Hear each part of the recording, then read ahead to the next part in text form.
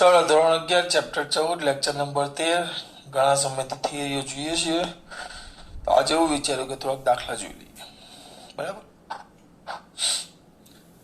પહેલો સ્વાધ્યાયનો દાખલો છે. હવે આ કેવા છે, આપણે જે આવર્ત ગતિ વિશે વાત કરી આગળ, આવર્ત ગતિ એટલે શું યાદ છે? આવર્ત ગતિ જ્યારે કોઈ પદાર્થ નિશ્ચિત પથ પર નિયત સમયગાળે પોતાની ગતિનું કોઈ નિશ્ચિત પથ હોય, એક જ ઉદાહરણ હું તો લઉં. કયું એક? સૂર્ય વાળું. સૂર્યની ફરતે પૃથ્વી છે, નિશ્ચિત પથ પર, પથ ચોક્કસ, નિશ્ચિત પથ પર નિયત સમયગાળો, સમયગાળો પણ ચોક્કસ 365 દિવસ અથવા 1 વર્ષ પથ પર નિશ્ચિત બિંદુની આસપાસ પોતાની ગતિનું પુનરાવર્તન કરતો હોય તેને આવર્ત ગતિ કહેવાય. પથ એમાં ગમે તે ચાલે, બરાબર, પદ એમાં ગમે તે ચાલે, એ આવર્ત ગતિ કહેવાય. સમય પણ ચોક્કસ, બિંદુ પણ ચોક્કસ અને માર્ગ પણ ચોક્કસ. આગળના એને આવર્ત ગતિ કહેવાય. સરળ આવર્ત ગતિમાં શું આવે યાદ કરો? નિયત બિંદુ. હા, સરળ આવર્ત ગતિમાં હોવું જોઈએ, એક ચોક્કસ બિંદુ હોવું જોઈએ, એક ચોક્કસ બિંદુ હોવું જોઈએ અને એ બિંદુની આસપાસ ઉપર જાય તો બળ નીચે લાગે, નીચે જાય તો બળ ઉપર લાગે. સ્પ્રિંગનું ઉદાહરણ મેં આપેલું. હંમેશા જે નિયત બિંદુ છે, નિયત બિંદુ તરફ બળ લાગે, ઉપર જાય તો બળ નીચે લાગે, નીચે આવે તો બળ ઉપર લાગે. એટલે નિયત બિંદુ તરફ લાગતા બળની અસર હેઠળ સ્થાનાંતરના સમપ્રમાણમાં અને નિયત બિંદુ તરફ લાગતા બળની અસર હેઠળ શું કરે બેટા? એની આગળ પાછળ અથવા કે સૂર્ય પથ પર શું કરે? ગતિ કરતો હોય. કઈ ગતિ કરતો હોય? આવર્ત ગતિ. નિયત બિંદુની આગળ પાછળ આવર્ત ગતિ કરતો હોય એને કઈ ગતિ કહેવાય? સરળ આવર્ત ગતિ. આ બે. પહેલો સવાલ છે તમારો સ્વાધ્યાયનો.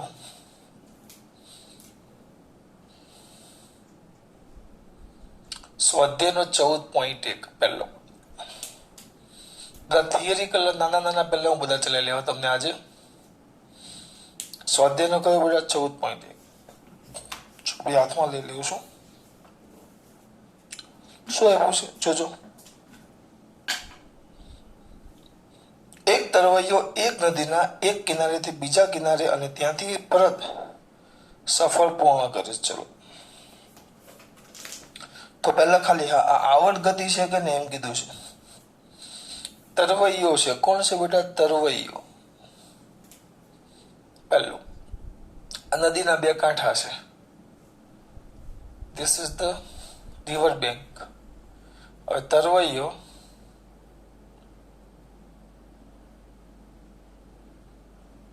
અહીંયાથી આમ જાય છે, ત્યાંથી પાછો આમ આવે છે, પછી પાછો આમ જાય, આમ આવે. આ બે કાંઠા છે. તો આ બે કાંઠાની આસપાસ અંદર લખેલું જ છે શબ્દ.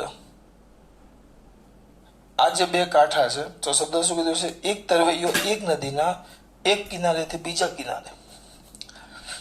કિનારે અને ત્યાંથી પરત સફર પૂર્ણ કરે છે. એટલે આમથી આમ જાય, પછી આમ આવે, પછી પાછો આમ જાય, પછી પાછો આમ આવે, આમ જાય, આમ જાય. ખાલી તમને આવર્ત ગતિ છે કે ને એમ પૂછ્યું છે.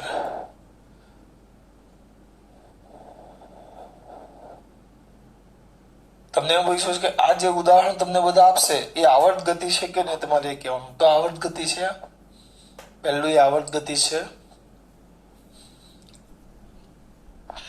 બોલો. નથી. કેમ? ચાલો પહેલો રાઉન્ડ મારે વિચારો. પહેલો રાઉન્ડ મારે 10 મિનિટ થાય છે, બીજો 10 મિનિટ, ત્રીજો હવે થાક લાગશે. વ્યક્તિ છે, મશીન નથી. મશીન હોય તો વસ્તુ અલગ છે. તરવૈયો છે. 10 ના જગ્યાએ 9.5 મિનિટ, અડધી મિનિટ, સોરી 9.5 કાં વધે, 10.5, પછી 11 મિનિટ. એટલે ગતિનું પુનરાવર્તન તો કરે છે. આમથી આમ જાય, પાછો આમ આવે, પાછો આમ જાય, પાછો આમ આવે, પાછો આમ જાય, પાછો આમ આવે. પણ સમય આપણે કીધેલું નિયત પથ પર નિશ્ચિત બિંદુની આસપાસ નિયત સમયગાળો પણ બદલાવો જોઈએ નહીં, પણ સમયગાળો બદલાઈ ગયો જોયેલો. એટલે આ સમય બદલાય છે. જો સમય બદલાય એટલે આવર્ત ગતિ નથી. ટૂંકમાં ચોક્કસ સમય નથી રહેતો. પછી બીજું ઉદાહરણ, એક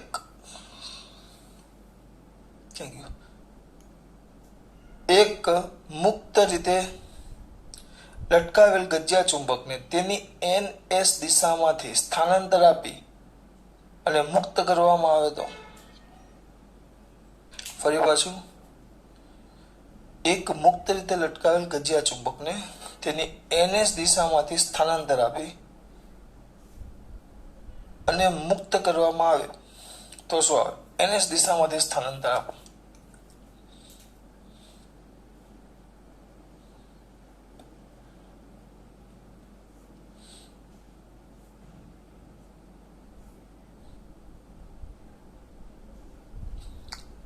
આ સ્થિર છે,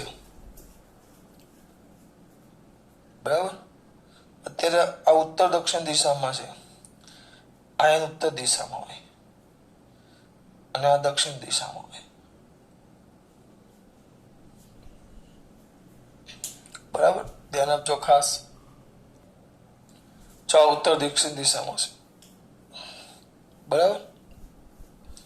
હવે આને તમે બે રીતે, હવે આમ છે સ્થિર, આમ ઉત્તર દક્ષિણ દિશામાં, મને ખબર પડી 3D માં છે એટલે આયરું.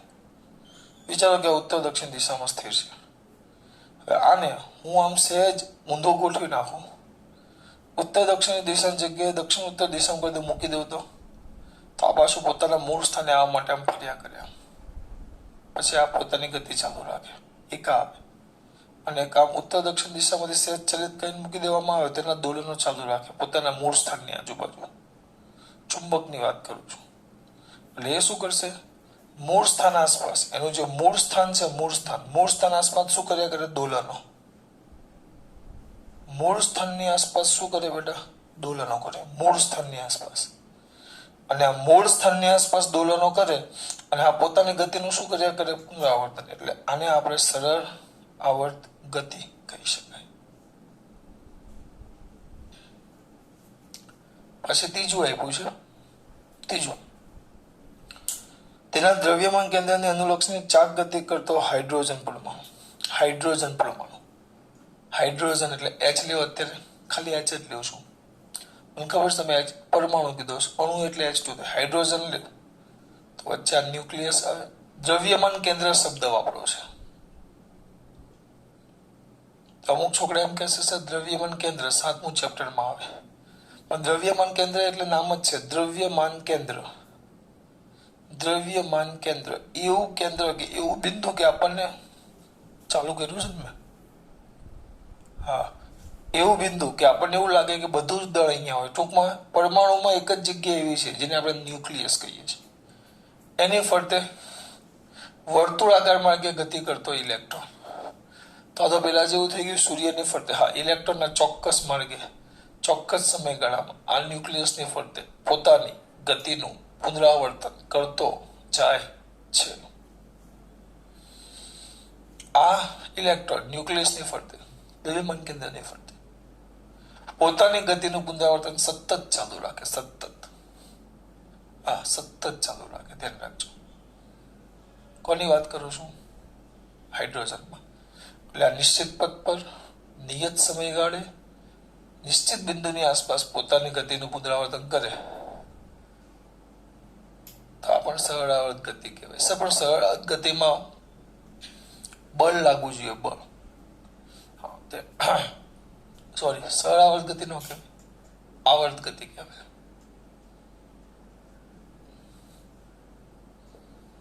આપણા આવર્ત ગતિ છે, સોરી, સરળ આવર્ત ગતિ નહીં બેટા, આવર્ત ગતિ.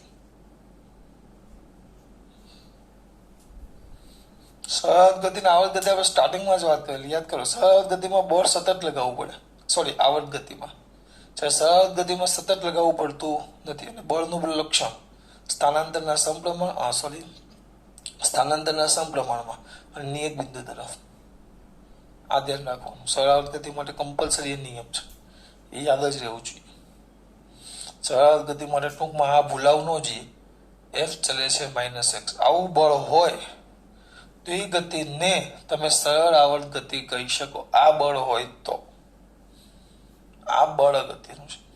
આમાં એવું બળ ન આવે, આમાં ખાલી બંને વચ્ચે કુલંબીય આકર્ષણ બળ, પણ એ કાયમી છે, સતત લાગે એટલે આવર્ત ગતિ, સરળ આવર્ત ગતિ ના કહેવાય. સમજો છો?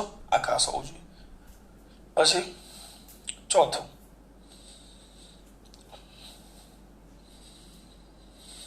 એક ધનુષમાંથી છૂટેલું તીર. હવે એમાં મારે કઈ સમજાવવાનું, આ ધનુષ્ય, એમાંથી છૂટેલું તીર. આ તીર છૂટે તે જાય જાય જાય, પછી પાછું ન આવે, પોતાની ગતિનું પુનરાવર્તન કરતો નથી. આ તીર પોતાની ગતિનું પુનરાવર્તન ન કરે એટલે આ આવર્ત ગતિ નથી. આ તો તમારો સ્વાધ્યાયનો એક માર્ક્સના એમસીક્યુમાં એમાં પૂછાય બધું, નાના નાના સવાલ પૂછે ને આપણે એમાં. આગળનો એસક્યુ વિભાગ છે તમારો 14.1. ધ્યાન રાખવાનું, આવર્ત ગતિમાં નિશ્ચિત પદ, નિયત સમયગાળો, નિશ્ચિત બિંદુ. સરળ આવર્ત ગતિમાં આ બળ અગત્યનું છે, અને આગળ પાછળ નિયત બિંદુની આગળ પાછળ શું કરતો હોય? આવર્ત ગતિ કરતો હોય. આ ધ્યાન રાખજો. ચલો આગળ જોશું સ્વાધ્યાયના 14.2 પણ જોઈએ એક મિનિટ. ચાલો બેટા, દર્શાવવાનું છે કે નીચેનામાંથી કઈ ગતિ સ આ ગ છે.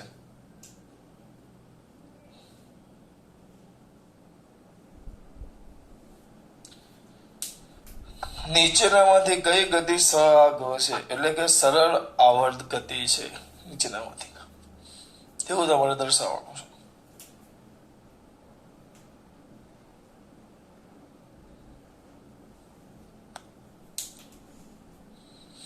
નીચેનામાંથી કઈ ગતિ સ આ ગ સરળ આવર્ત ગતિ છે દર્શાવવાનું.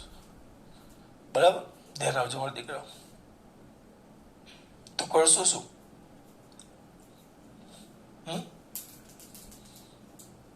મારો વાળો ચાલુ કરીએ. પહેલું ઉદાહરણ છે, આ બધા જે આપ્યા. પહેલું શું કીધું છે? પૃથ્વીને ધરીને અનુલક્ષીને તેનું પ્રમાણ. પૃથ્વી છે આમ, ધરીને ફરતે આમ ફરે છે, તો આ કઈ ગતિ કહેવાય? જો ધરી ફરવા માટે સમય કેટલો? ધરી સ્થાન, ચોક્કસ સ્થાનમાં ધરી આવે, હા, એનો સમય ચોક્કસ કેટલો?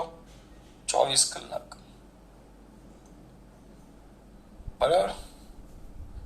નિશ્ચિત પદ પર એટલે માર્ગ પણ ચોક્કસ, ધરીની ફરતે નિશ્ચિત પદ પર નિયત સમયગાળે પોતાના ગતિનું પુનરાવર્તન કરે છે.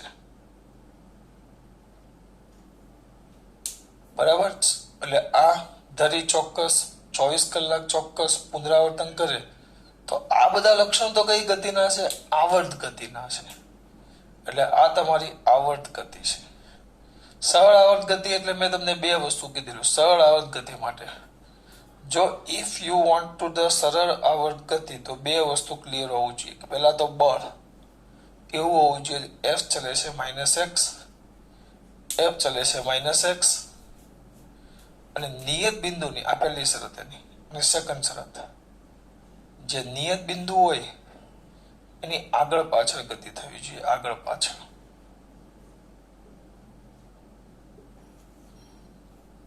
આ કોના માટે? સરળ આવર્ત ગતિ માટે. અને આવર્ત ગતિ માટે લખી નાખો અહીંયા. આવર્ત ગતિ માટે નિશ્ચિત પથ, નિયત સમયગાળો, નિશ્ચિત પદ પર નિયત સમયગાળે નિશ્ચિત પદ, નિશ્ચિત બિંદુ આસપાસ ગતિનું શું? પુનરાવર્તન. આટલું હોવું જોઈએ. તો આ થાય આવર્ત ગતિ, અને પેલું થાય સરળ આવર્ત ગતિ. Thank you.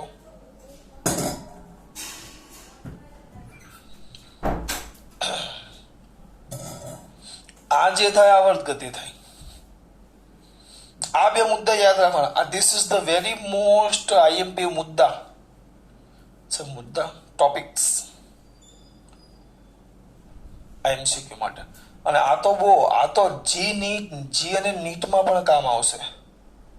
આના છેલ્લા સ્વાધ્યાયના 3 દાખલા છે, હું તમને જે કરાવીશ એના પર આપણે છેલ્લે આવું સાબિત કરશું કે ભાઈ આપેલી ગતિ એ સરળ આવર્ત ગતિ છે. છેલ્લા 3 દાખલા લે, ગઠિયાનું નથી, બહુ ગઠિયાનું છે. આમાં ભૂલ કરવાની થતી જ નથી, જરાક પણ નહીં. આ અગત્ય નથી, બહુ અગત્યનું છે. જવા દીકરાઓ, યાદ રહ્યું? તો પહેલી પદ છે, ધરી છે, પણ આગળ પાછળ ને આવું બળ નથી, એટલે આ કઈ ગતિ કહેવાય? આવર્ત ગતિ.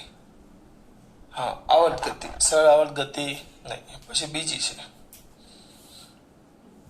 બીજું છે યુટ્યુબમાં દોલિત પાયાના સ્તંભની ગતિ. યુટ્યુબ તો આમ બોલીએ ને છોકરાને મજા જ આવી જાય. આમ યુટ્યુબ, એમાં સ્તંભની પારાની ગતિ, એમાં આપણો પારો ભરી નાખ્યો છે. આની ચિંતા નહીં કરતા, ની આખી સાબિતી છે, હું સાબિતી કરીને તમને આપે એટલે અત્યારે યાદ રાખો. હવે આમ કરીએ, પારો આ બાજુ ઊંચો લાવીને મૂકી દઈએ ને તો આ પારો આમ દોલન ચાલુ રાખે. આ જે ગતિ છે ને એ સઆગ છે. સર કેમ? એમાં આનું પાલન થાય છે. મેં તમને હમણાં જ કીધું, આપણે આ સાબિત કરશું. આગળ છેલ્લા 3 દાખલા છે, એમાં હું તમને આ સાબિત કરીને આપા. આવું જો સરળ ગતિમાં આ સાચું હતું કે આ બળ લાગે, બરાબર? તો આપણે આ દાખલા માટે સાબિત કરશું કે આ બળ લાગે છે, કારણ કે અહીંયા F ચલે છે -x છે. આ બળ લાગે છે એટલે આ સરળ ગતિ છે. પણ ક્યારે? આમાં જ વધુ 15-16માં પીરિયડમાં આવી જશે, બરાબર? લેક્ચર 15 કે 16. અને નીટ અને જીમાં પૂછાય છે આ રીતના દાખલા. તમને ગતિ આપી દે ને પૂછે કે સરળ આવર્ત ગતિ છે, તો તમારે કઈ નહીં કરવાનું, પ્રયત્ન એવો કરવાનો કે એક ગતિમાં F ચલે છે -x આવે છે, એવો પ્રયત્ન કરો. તો આવી ગયો, સરળ ગતિ છે, F ચલે છે -x છે. અત્યારે યાદ રાખો, પછી સાબિત કરી નાખીશ. ત્રીજું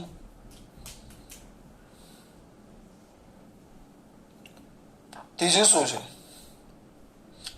એક બોલ બેરિંગ એક લીસી વક્ર વાટકીની અંદર, બોલ બેરિંગ એટલે આપણે વક્ર વાટકી છે, એની અંદર એક બોલ બેરિંગ, એટલે પેલો બોલ બેરિંગ તો ખબર ને તમે અત્યારે એને હાલું જ કે પેલા છોકરા રમે ને શું કે આમ ગોળ ગોળ ફરે, આમ આંગળીમાં ભરાવીને ફેરવે, સ્પિનર.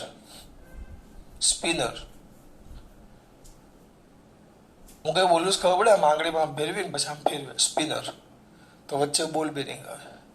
તો આ બેરિંગને એક ઢાળ પરથી શું કીધું છે? નિમ્નતમ બિંદુને થોડાક ઉપરના બિંદુ પાસેથી છોડી દેવામાં આવે તો, અહીંયાથી છોડી દેવો તો આ નિમ્ન બિંદુ છે. મેં થોડુંક વધારે પડતું ઉપર લઈ લીધું, આ નિમ્ન બિંદુ. અહીંયાથી છોડી દઈએ તો કાંઈ ન થાય, છોડી દેવું તો શું થાય? એ ઉપર લઈને છોડ, સાદા લોલકની જેમ દોલન કર્યા. તો સાદા લોલકની જેમ પાછું જો આ ઉપર જાય, આ જ્યારે ઉપર જશે ત્યારે બળ નીચે લાગે. આ જેમ જેમ ઉપર જતું જાય, આ જેમ ઉપર જતું જશે, ગતિ ઉપર તો બળ નીચે. પછી ગતિ કરતો આમ જશે, ગતિ આમ ઉપર કરે તો બળ નીચે. એટલે હંમેશા બળ ક્યાં લાગશે? ગતિની વિરુદ્ધ દિશામાં. એટલે આમાં આ શરતનું પાલન થાય. આમાં આપણે સાબિત કરશું, વિશ્વાસ રાખો. તો આમાં મેં તમને સિમ્પલી સમજાવી દીધું. જો આમાં થાય જ છે કે બળ હંમેશા સ્થાનાંતરની વિરુદ્ધ દિશામાં છે, એટલે કે F ચલે છે -x. એટલે આ પણ કઈ ગતિ થઈ ગઈ? સરળ આવર્ત ગતિ. અને પોતાની ગતિનું પુનરાવર્તન ચાલુ છે આગળ પાછળ. આ નિયત બિંદુ તમારું, આ નિમ્ન બિંદુ એ તમારું નિયત બિંદુ. તો નિયત બિંદુની આગળ પાછળ પોતાની ગતિનું પુનરાવર્તન કરે. જો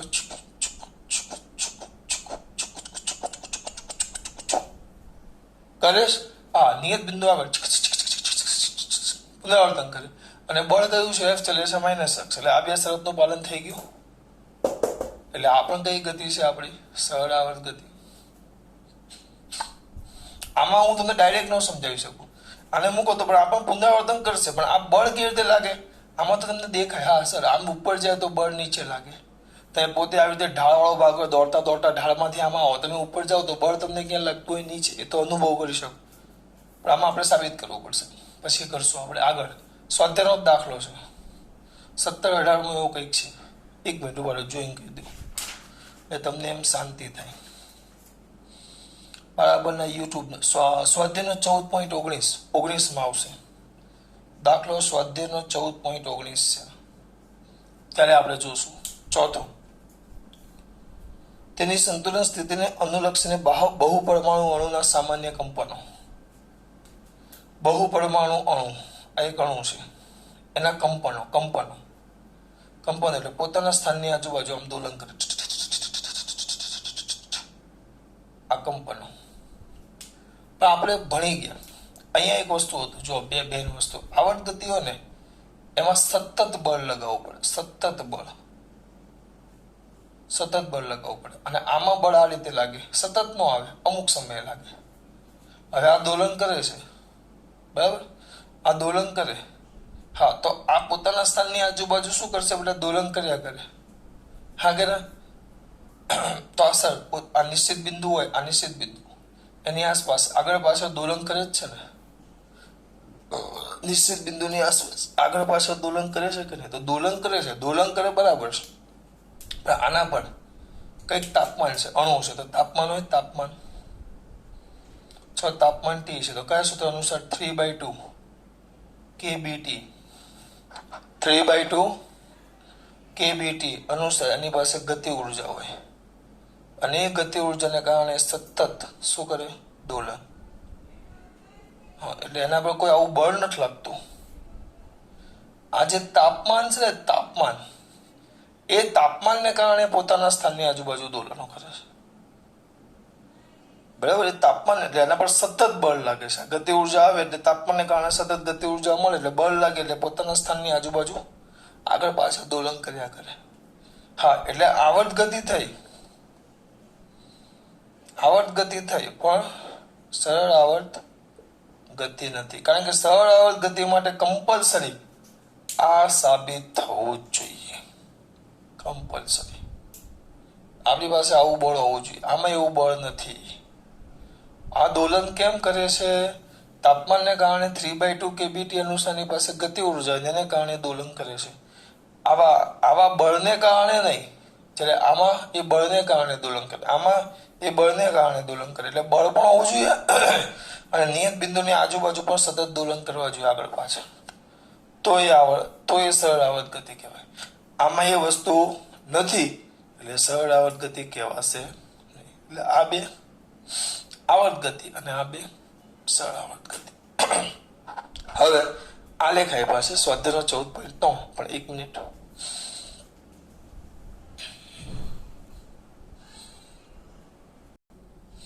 ચાલો બેટા, હવે સ્વાધ્યાયનો 14.3 દોરીને તૈયાર રાખ્યો તમારા માટે. આલેખ 4 આલેખ છે. એ લોકોના ક્રમ પ્રમાણે ચાલો, એ લોકોનો ક્રમ નથી જુઓ. નીચેની ગતિ, નીચેનામાંથી રેખીય ગતિ કરની રેખીય ગતિ માટે એક સૃષ્ટિના આલેખ 4 આલેખો દર્શાવેલા છે. કયો આલેખ આવર્ત ગતિ દર્શાવે છે અને ગતિનો આવર્તકાળ શું હશે? આવર્ત ગતિ હોય તો ગતિનો આવર્તકાળ શોધવાનો કીધું. આવર્ત ગતિમાં પોતાની ગતિનું પુનરાવર્તન કરતો હોવો જોઈએ. પોતાની ગતિનું પુનરાવર્તન. ચલો, સમય વધ્યો, જોતા જાઓ. સમય વધે, પુનરાવર્તન એટલે પાછો મૂળ સ્થાને આવવો જોઈએ. પાછો 0 થી શરૂ કરે, 0 થી શરૂ કરે તો વધે, પછી ઘટે, પછી 0 આવે, પાછું વધે, પાછું ઘટે, પાછું પોતાના મૂળ સ્થાને આવવું જોઈએ. તો એ આવર્ત ગતિ કહેવાય. બરાબર? પોતાની ગતિનું પુનરાવર્તન થાય. x +- 2 થવું જોઈએ, પાછું 0 થવું જોઈએ. આમાં તો સમય વધે, આમાં કઈ છે જ નહીં. જો t વધે તો x વધે જ છે. વધે એટલે ગતિનું પુનરાવર્તન ન થાય. ગતિનું પુનરાવર્તન ન થાય એટલે આવર્ત ગતિ નથી. આમાં કોઈ શંકાને સ્થાન નથી. આ જ છે x વૃત્તિનો આલેખ. તો આમાં જો x વધે, સોરી ટી બદલાય, ટી વધે તો એક્સ વધે ઘટે વધે ઘટે વધે ઘટે, પણ પાછો પોતાના મૂળ સ્થાન નથી આવતો, 0 નથી આવતો. જો હા કે ના ઓ બાપુ, આમાં પોતાના મૂળ સ્થાને ન આવે. ઓ દીકરા, આ સમય છે. સમય જેમ વધતો જાય એમ એક્સ 0 પ્લસ વધે 0 પ્લસ ગમે તેમ છે, નિયમિત નથી. ટી વધે એમ એક્સ બદલાય, પણ હા ગતિનું પુનરાવર્તન નથી કરતો. જો એક્સ બદલાય, હા ગતિનું શું ન કરે, પુનરાવર્તન. ગતિનું પુનરાવર્તન નથી થતું સર, પુનરાવર્તનમાં ખબર નથી પડતી. જો એને ઉદાહરણ આપો, અહીંયા નીચે મસ્ત છે. આ જો ચલો આપણે માઇનસ સમયને ભૂલી જાઓ, આ 0 થી લ્યો. 0 સમય ક્યાં હતો, પોતાના મધ્યમાન સ્થાને. સમય વધતો ગયો એમ વધતો વધતો વધતો અહીંયા ક્યાં આવ્યો, એના મહત્તમ. આ એક્સ છે તો મેક્સિમમ એક્સએમ પાસે એક્સએમ સ્થાન મહત્તમ આવ્યો, એટલે આને આપણે મહત્તમ સ્થાન તો કમ વિસ્તાર એ કહી શકાય. પાછો સમય વધે એમ પાછો ઘટતો ઘટતો 0 થઈ ગયો, એટલે પાછો અહીંયા આવી ગયો. પાછો સમય વધે એટલે વધતો વધતો વધતો વધતો વધતો મહત્તમ થયો. આને તો આપણે માઇનસ એ કહી શકીએ. આપ્યું ન હોય પણ આ સમજવાનું છે. જો મહત્તમ સ્થાન સુધી ગયો અડધી સેકન્ડે, 1 સેકન્ડ પૂરું થયું ત્યાં પાછો પોતાના કયા સ્થાને આવી ગયો, એક્સ 0 થઈ ગયો. જો તમને એમ ન ગમે, આમ ન ગમે તો આમ લખાય. જુઓ અત્યારે એક્સ મેક્સિમમ થઈ ગયું, આ પાછું એક્સ માઇનસ મેક્સિમમ થઈ ગયું. તમે અહીંયા લખો સમજૂતી માટે, આ બધું કઈ લખવાનું નથી. 0 એ 0 એક્સ, આ ટી છે ને આ એક્સ છે. 0.5 અહીંયા લેવું છું તો એક્સ છે, 1 તો પાછો 0, પછી 1.5 તો એક્સ એમ પર માઇનસ,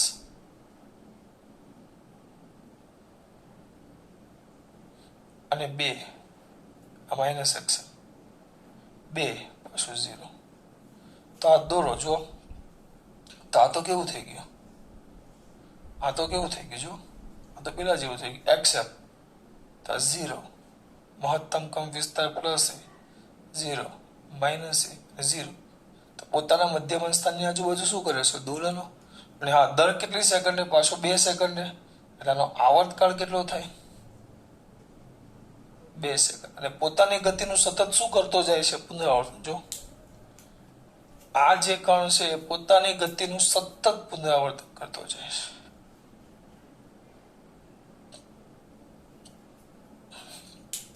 જો આવી ગયું 0. ખબર પડે છે, દોરવાનું જવાનું દોરું તો આમ થાય પાછું. આ મધ્યમાન સ્થાન, આ મેક્સિમમ સ્થાન, આ નીચેનું મેક્સિમમ સ્થાન. તો પહેલા ક્યાં 0 સેકન્ડે સમય લખું, 0 અહીંયા, પછી આ પ્લસ એટલે 0.5 સેકન્ડ અહીંયા, પાછું 1 સેકન્ડ અહીંયા 0, પછી 1.5 સેકન્ડ અહીંયા, પાછું 2 સેકન્ડે 0, એટલે અહીંયા આવી ગયો. ત્યાં એને એક દોલન શું કરી નાખ્યું, પૂર્ણ કરી નાખ્યું. તો આ થઈ ગઈ તમારી આવર્ત ગતિ. ચોક્કસ દર 2 સેકન્ડે ગતિનું પુનરાવર્તન કરે એટલે આને આવર્ત ગતિ કહેવાય. એ જ વસ્તુ આમાં થાય. જોઈ અહીંયાથી શરૂ કરો, સ્થાન બદલાઈ ગયું, મહત્તમ 0, નીચે તરફ મહત્તમ, પાછું 0. તો આ એક દોલન પૂરું થયું. જો એક દોલન એ રીતે પાછું દર 2 સેકન્ડે એક દોલન પૂરું કરે. બરાબર, દર 2 સેકન્ડ. આ લેખમાં થોડીક ચોપડીમાં ખામી છે, પણ મેં તમને આટલો ભાગ ધ્યાનમાં લેશો તો ખબર પડશે. એક અહીંયા જુઓ અને એક અહીંયાથી આ જુઓ. સર ઋણ થોડો આવે, સોરી 2 બાજુ ઋણ લખાઈ ગયું. સર ઋણ થોડો આવે, અમુકને એમ થાય કે સર તમે આ સમયની અક્ષ લેવો છો, બરાબર, તો સમય ઋણ થોડો આવે, નો પેડી. મોટો સવાલ તો આવો મને એકવાર જ્યારે હું દાખલો કરાવતો હતો ને પેલામાં, એક દાખલામાં સમય ઋણ લેવો પડે તો 2-3 જણા બૂમો પાડે, સર સમય તો ઋણ આવે યાર, હાવ ક્યાં ફેંકા મારો છે, સમય ઋણ કેવી રીતે આવે જો સમજાવું. હવે વિચારો એમ વિચારો કે આ ટ્રેન અમદાવાદ બોમ્બે થી એક ટ્રેન આવે છે બોમ્બે. એ ભાઈ 9 વાગે ટ્રેનમાં બેઠો અને સુરત જયારે ટ્રેન આવ્યો છગન 9 વાગે ટ્રેનમાં બેઠો નિયમ મગન રાહ જોતો હતો. ટ્રેન 1 વાગે આવી સુરતમાં ટ્રાફિક ને કારણે 3 કલાક 3.5 કલાક જે થતું એ પણ આપણે 1 વાગે આવી. તો મગન હવે ઘડિયાળ ચાલુ કરી. મગન એની ઘડિયાળ હવે ચાલુ કરે છે અહીંયાથી સ્ટોપ વોચ. અમદાવાદ પહોંચ્યા. અમદાવાદ 2:30 વાગે અમદાવાદ પહોંચ્યા. તો મગન કે મારે મગન શું કહેશે? તો મગન અહીંયાથી સમય સ્ટોપ વોચ ચાલુ કરે. તો અહીંયાથી સમય ચાલુ કરે તો 0 થી અહીંયા સમય ચાલુ થાય. અહીંયા 0 થી સ્ટોપ વોચ ચાલુ કરી અહીંયાથી મગને ઘડિયાળ અહીંયાથી ચાલુ કરી સ્ટોપ વોચ અહીંયાથી. તો 0 થી મગન માટે સમય કેટલો થયો? 2.5 કલાક. તો આગળનો જે 3 કલાકનો સમય છે 3 કલાક આગળનો 3 કલાક નહીં 4 કલાકનો સમય એ મગન માટે ઋણ કહેવાય. ઋણ એટલે એની ગતિની શરૂઆતનો પહેલો આગળનો સમય એમ જેમાં છગન ગતિ કરતો. હા એટલે આના માટે તો અહીંયાથી 0 સમય થયો. એટલે આ ઋણ સમય એટલે એમ કે એણે ગતિની શરૂઆત કરી એના પહેલાનો સમય એમ આગળનો સમય. તમે જ્યાંથી 0 લો એના પહેલાના સમયને ઋણ કહેવાય. દાખલા તરીકે આજથી હું સમય ચાલુ કરું 2021 થી તો 2018 15 ને બધા મારા માટે ઋણ સમય કહેવાય એમ. આ રીતે છે 2021 તો -1 એટલે 1 વર્ષ પાછળ આગળનું ગયું એ અને આ આવે એ રીતે. આ પણ એટલે આ પણ દર 1 સેકન્ડ 1 દોલન થયું. કેટલો સમય થયો? 2 સેકન્ડ. આ રીતે એટલે આ બે ગતિનું પુનરાવર્તન દેખાય છે જો તમને આમાં x મહત્તમ 0 મહત્તમ 0 થાય જ છે આમાં મહત્તમ જો 0 મહત્તમ અહીંયાથી ગણો 0 મહત્તમ 0 મહત્તમ 0 એટલે આ પણ ગતિનું પુનરાવર્તન થાય જ છે. અને કેટલી સેકન્ડમાં? દર 2 સેકન્ડ. એટલે આ બે આવર્ત ગતિ છે. આ પણ આવર્ત ગતિ, આ પણ આવર્ત ગતિ અને આવર્તકાળ કેટલો? 2 સેકન્ડ. એટલે આ બે આવર્ત ગતિ નથી. જો ખબર પડે છે? આ તમારા 3 સ્વાધ્યાયના 1, 2 ને 3 દાખલા કર્યા બરાબર. 14.1 14.2 14.3 આગળનું જોઈએ ખાસ વાત. જય શ્રી કૃષ્ણ.